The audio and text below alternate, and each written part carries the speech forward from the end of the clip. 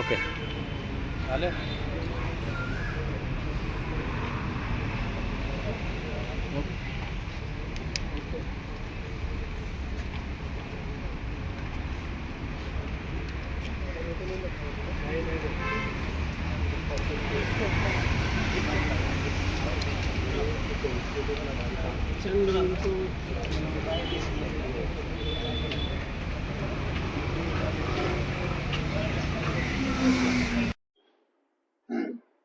Nerul police स्टेशनच्या हद्दीमध्ये 22 मे रोजी संध्याकाळी 4 ते 7 वाजेच्या दरम्यान उदय तामसे राहणार गंगोत्री सोसायटी सेक्टर 3 नेरूळ यांच्या घरी चोरी झाल्याची कंप्लेंट आपल्याकडे आली होती.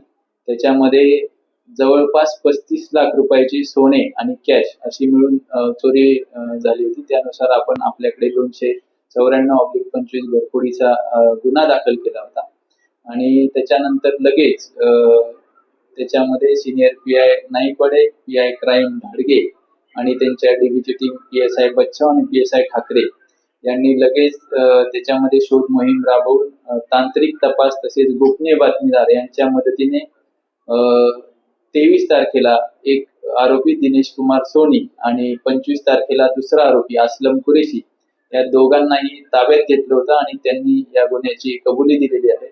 याच्यामध्ये एकूण 35 लाखाच्या मुद्देमालापैकी आपण जवळपास 9 लाख कॅश आणि 15 तोळे सोने असे जवळपास 16 लाख रुपये किमतीचा मुद्देमाल आपण रिकव्हर केलेला आहे.